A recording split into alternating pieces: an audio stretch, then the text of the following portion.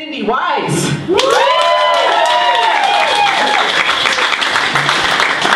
Right, thank you. So I am really excited about Halloween.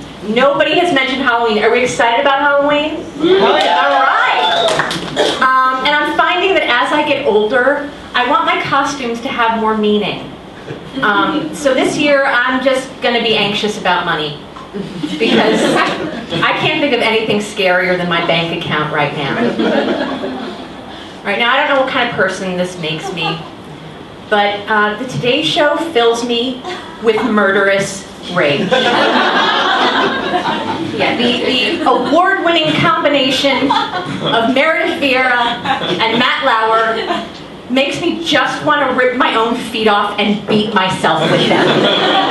And I know it's weird and kind of crazy, but I can't help it. Like I torture myself every morning with coffee and the Today Show. And I knew that my rage had kind of reached its peak the morning I almost had a stroke watching Al Roker give a weather report on a horse.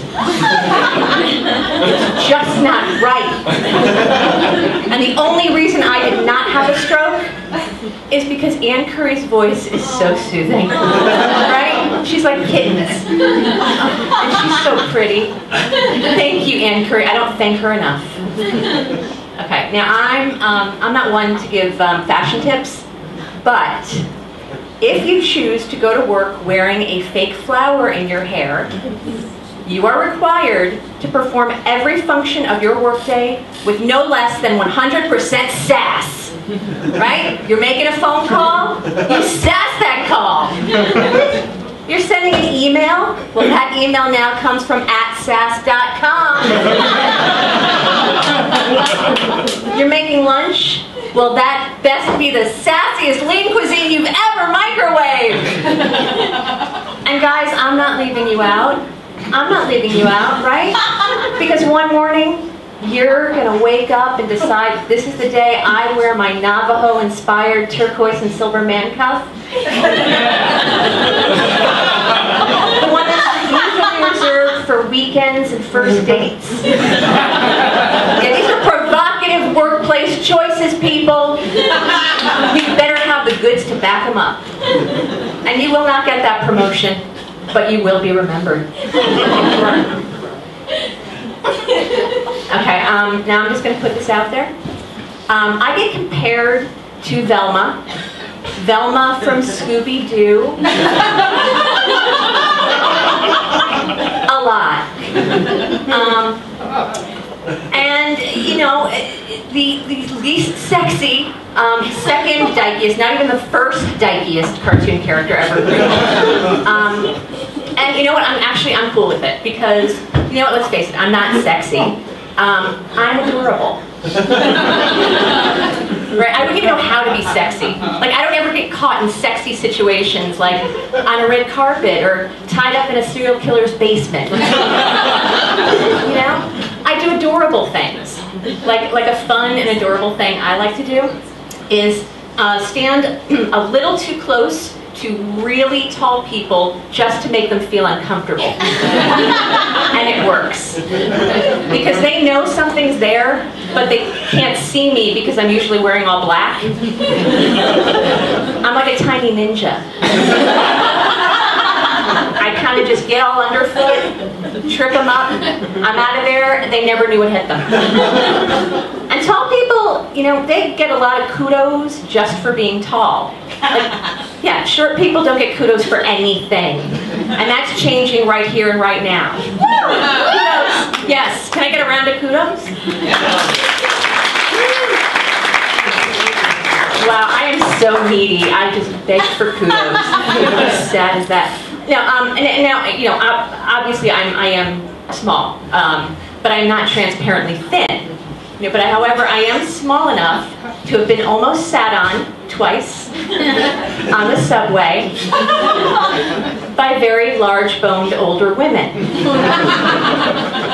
Now, if you have never experienced the sheer terror of almost being sat on by very large-boned older women, you have not lived. It is exhilarating.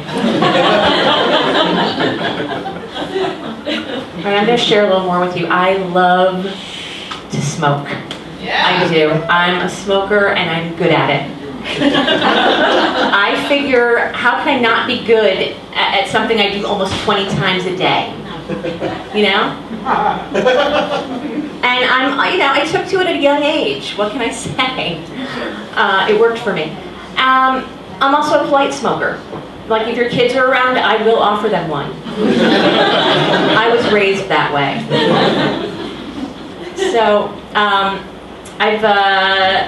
things have been good, but I've been a little down recently. I had some pretty heavy-duty dental issues. Michelle brought this up earlier. They're not her dental issues, they were my own dental issues. I had some pretty heavy, I'm not going to go into detail about the gum surgery, but you know what, it's depressing. You're in pain, you can't eat. And one thing I will share with you is that if you decide in a fit of desperation and hunger to bring a pound of brisket to Jamba Juice and ask them to make you a smoothie, don't. Because Jamba Juice employs nasty people who know nothing about customer service or a good piece of meat. And I'm telling you, this brisket would have made an incredible smoothie. And I was thinking about it, and I was just kind of like, why wouldn't they honor my request? Well, because Jamba Juice is run by vegans who hate Jews. Now they're targeting my people. The line has been drawn. I'm done.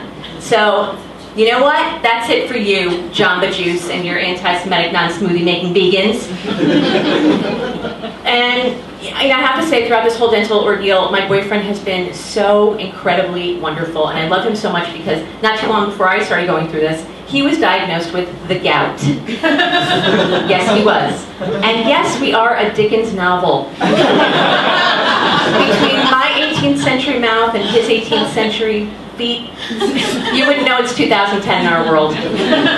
But we're all good, because I have procured a stash of sustainable leeches, and there'll be bloodletting for the rest of the year.